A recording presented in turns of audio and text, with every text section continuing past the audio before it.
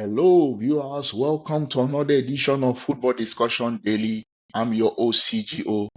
This video is being recorded and it will be released on Saturday, June 13. Please subscribe to our YouTube channel. Follow us on our social media platform, Facebook, Instagram, TikTok, and the rest of them. Please, I really appreciate it if you follow us. Thank you so much.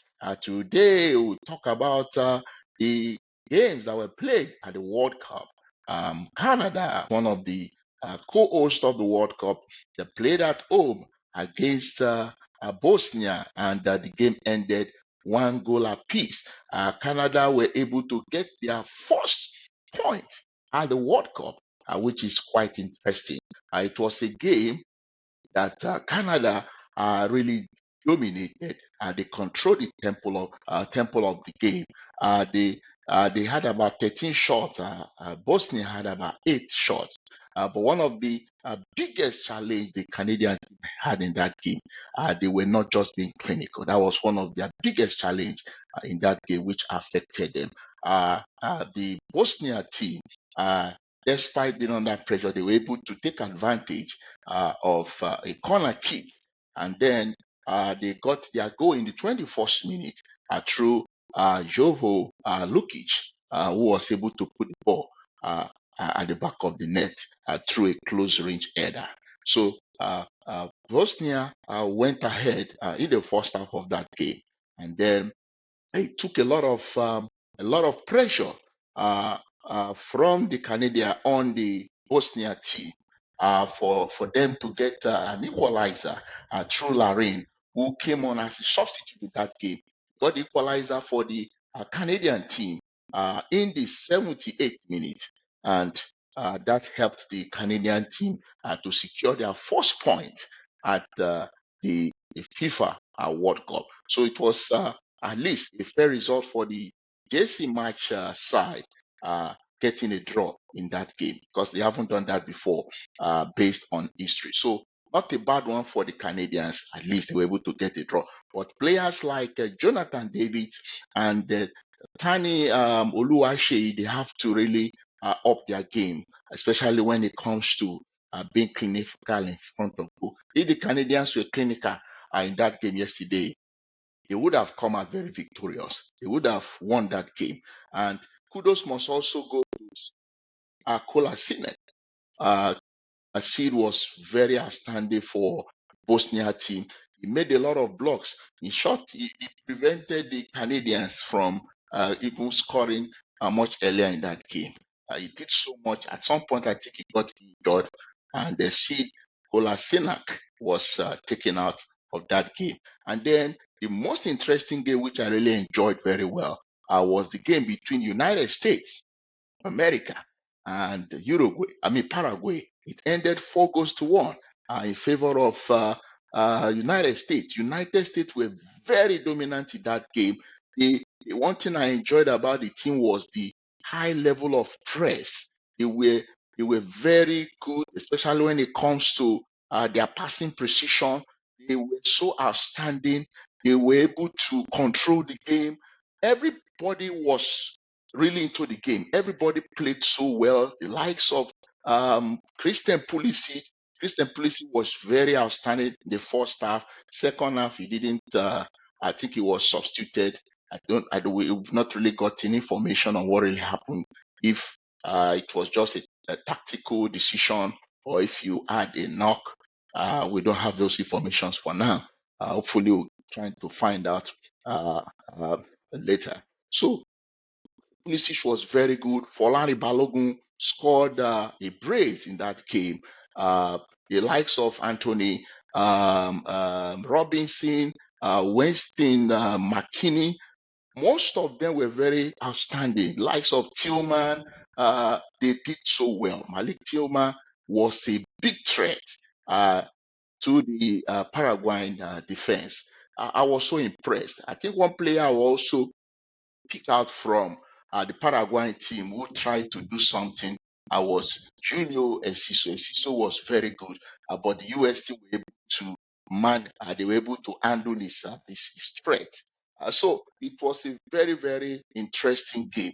US from the blast of the whistle came out very aggressive on the front foot. They were pressing, and I think one thing I enjoyed about them is that high press, that aggression. It really disrupted the Paraguayans. It affected them. The Paraguayans couldn't really settle down, and but the pressure they mounted on the Paraguay team really paid off. In the 7th minute, they went one goal up. Christian Pulisic was able to uh, provide a pass to Weston McKinney, and then uh, he was trying to make a cross, and then somehow the Paraguayan player called Damian Bobadilla scored an own goal. US went up 31st minute. We had a very quick transition to the left wing. Pulisic was able to square a pass to which to Folani Balogun, who was very clinical, fired the ball into the bottom corner in the, I think, 45th minute plus 5 minutes. We also had another goal from Folari Balogu. 73rd minute, Uruguay were able to pull one back through Mauricio, who came on as a substitute in that game. It was set up by Julio Enciso, but that was a lack of concentration by the US defense. I think that was just the only place where they lost concentration, and they paid dearly for it. Paraguay took advantage of it. And then in the 98th minute, 8 minutes into injury time in the second half, Joe Reyna was able to cap it all, made a very historic night for the US team, scored a very beautiful goal, and ended 4 goals to 1 for US. And this is the first time at the World Cup that US will be scoring 4 goals in a single game. So it was an historic night for the US team, and I must really commend this team that Mauricio Pochettino has really built. I feel with the way they played yesterday, if they continue this way, they will really go far in this competition. So it was a very, very beautiful outcome for the United States in that game. So that is it for the game between US and Paraguay. Now we'll be talking about the games that will be played on Saturday, June 13th. Yeah, the first game for June 13th will be the game between Qatar and Switzerland. That game will be played at the Levis Stadium in Santa Clara in California. That's where the game will be taking place. So it promises to be an interesting game. The center referee for that game will be Said Martinez. So Said Martinez from Honduras will be the center referee for this game. And if you look at the head-to-head between Qatar and Switzerland. Qatar and Switzerland have only met once, and I think that was in a friendly game that was played on November 14, 2018. That game was played in Lugano, Switzerland, and the Qatari team got a 1-0 victory in that encounter. It was an 86-minute goal by the guy they call Akram Afif. Akram Afif is the key player. He's the most deadly player the Qatari team has. So he will be playing in this game against Switzerland. The question is, can he replicate what he did in 2018 in this game? That's one question taking for answer.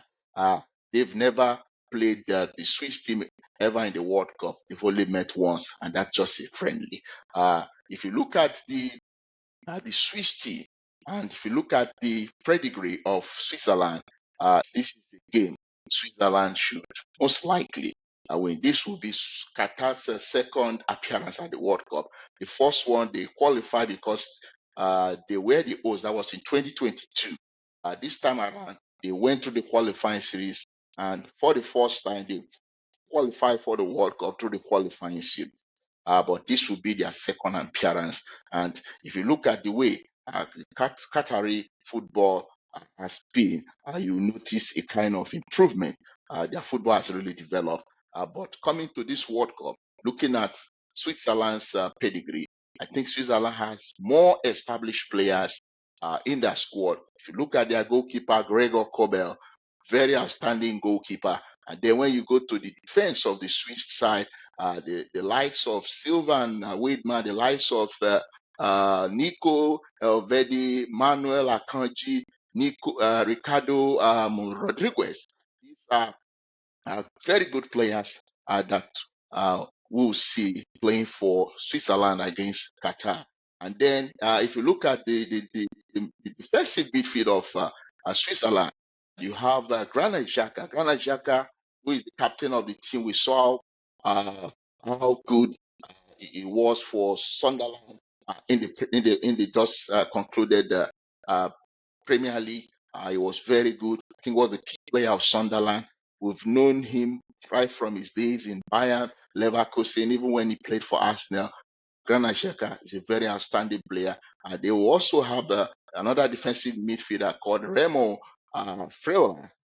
So Switzerland will play in a tactical formation of 4-2-3-1. That's what we're likely to see when they play against the Qatari side. And then the three players that will be playing as attacking midfielders or wingers will be Dan Ndoye, who plays for, I think he plays for Nottingham Forest. He will play from the right wing. We'll be seeing Fabian Rieder playing as the attacking midfielder, and then Michel as Bisher will be playing as the left winger in this game. Most likely, the center forward they'll have for this game will I'm foreseeing a situation where they might likely be playing Brill and Bolo. That might be the person we might see, but somehow we might see Zeki Abdoni playing. I think Zeki Abdoni plays for Burnley, so we might see. But I'm thinking it's a good option up front in Bolo. One player to watch out for in the Qatari squad is the guy I've mentioned, Akrim Afif. Very fantastic player. He'll be the one to lead the forward attacking side of the Qatari squad. And there we might also see a player called El Morris Hali also playing up front in this game. I'm not really expecting much from the Qatari side, even though they, they they have a lot of speed where they play, especially from the wings. But for this game, my prediction is that Switzerland will most likely come out victorious. Qatar will be playing a tactical formation of 4-3-3, but looking at the pedigree of both sides, even though they've only met once and they have been coached by Julian Lopetegui, I still feel that the Swiss team has a cutting edge in this game, and I foresee Switzerland winning this game against Qatar. So that will be my prediction for the game between Qatar playing against Switzerland. So in the next game, which will be Group C, I will have Brazil playing against Morocco. Yes, that game will be played at the MetLife Stadium in New Jersey.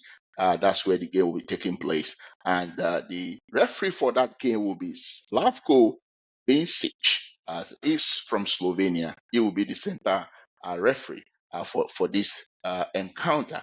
And then when you look at the head-to-head for Brazil and Morocco, they've met just 3 times in all meetings. Brazil won twice, and then Morocco only won once. Now, I think they met, that was in October 9, 1997, in a friendly.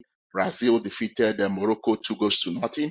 And then June 16 of 1998, they met at the World Cup group stage. Brazil defeated Morocco 3-0. And then on March 25, 2023, an international friendly, Morocco defeated Brazil 2-1. They've only met once at the World Cup, and Brazilians were the one who were victorious in that encounter. In this game, it's going to really be an exciting game because Morocco is one of the best teams in Africa, and then in their last appearance at the World Cup, in Qatar 2022. We saw how the Moroccans were able to put up a very brilliant performance at that competition when they got to the semi-final of that tournament. So it's one team that one must show respect as they play against the Brazilians in the World Cup Group C. So uh, in the Brazilian squad, we are most likely to have them play a tactical formation of 4-2-3-1. Their goalkeeper, we know him, goalkeeper of Liverpool, Alisson Becker, is going to be goal. The defense playing the right back will be Danilo. Center back pairing of Marquinhos, who plays for PSG, and Gabriel Magalhaes, who plays for Arsenal. We know him. Both of them will be pairing. And then on their left back, we should have Alexandro playing for Brazil. And then the defensive midfield, we should have two defensive midfield, two defensive midfielders, Casemiro and then Bruno Guimaraes, who plays for Newcastle United. The attacking midfielders will be Rafinha playing from the right wing, Lucas Paqueta playing in the attacking midfield, and then Vinicius Junior will be playing from the left wing. We know Vinicius Junior who plays for Real Madrid, and then we are going to have one center forward, which is likely going to be either Matthews Cunha or Igo Thiago. But I am thinking Igo Thiago might be the person that might be favored to start, but we never can tell. Maybe it could be Matthews Cunha. And then when you look at the Moroccan team, they will be missing one of their wonderful forward, Abde Eza Zulu, who plays for Real Betis. He was out of this game. And then Nosra Mazarao is a doubt for this game, but somehow is expected to start for the Moroccans. He had a slight shoulder injury, but he's still likely to play this game. So in goal for the Moroccans also play similar tactical formation with the Brazilians, which is 4-2-3-1. So in goal for them, we should have Yassine Bono, very fantastic goalkeeper. He should be in goal for Morocco. Playing right back will be Ashraf Hakimi, very fantastic player. We saw what he did with PSG winning the Champions League. So he will be coming to this competition with the champions mentality, and I'm sure it's going to really motivate the squad. And he's the captain of the team. We have Issa Diop playing at the center back. He'll be pairing with the Chadi Rayad in the center back, and then Mazarao is expected to play from the left back side. And then the defensive midfield area, we should see Sofian Amrabat in that game, and Neil El Ayanal or playing as a defensive midfield pairing with Amrabat. Now in the attacking midfield, we should have Brian Diaz playing from the right wing. We should have Azadin Onahi playing as the attacking midfield. And then we should have Bilal El Kanous playing from the left wing. And then in the attack, we should have Ismail Saibari playing in the attacking role area for the Moroccan team. I think it's going to be a very interesting encounter. It will be a very tough game, in all honesty. But when you look at the pedigree of the Brazilians have a very rich record when it comes to the World Cup. They have a look at the squad they also have, the quality of players. They have highly rated players. I think that is one advantage. Brazil, we have in this demand. They have a very experienced coach, Carlo Ancelotti. So I think Brazil, we have a cutting edge in this game. I foresee the Brazilians coming out victorious. I feel the best the Moroccans can get in this game might be a draw. I'll be very surprised if Morocco defeats this Brazilian squad with the quality of players Brazilians have. But you can't write off the Moroccans. They can spring a surprise. And we saw what they did in 2022. So, but I will be giving Brazil edge. In Brazil will end up coming out victorious in this game. But never write off a Moroccan surprise in this encounter. So that is a possibility. That's what I'll say about this game. Let's move to the other game, which is between Haiti and the Scottish team. So the game will be played at the Gillette Stadium in Foxborough in Boston, Massachusetts. That's where the game will be played. And the referee for this game is Mustafa Kobar from Algeria. He will be the one handling this game. So Haiti, this is going to be their second ever World Cup appearance since 1974, and they'll be playing against a Scottish team that will be making their appearance at the World Cup for the ninth time. I think this group, I think the Scottish will be trying to at least get past the group stage for the first time in their history, because they haven't done that before. I want to believe that the Scottish will have an edge in this game. Both sides have never met before, so there's no head-to-head. They've never met before.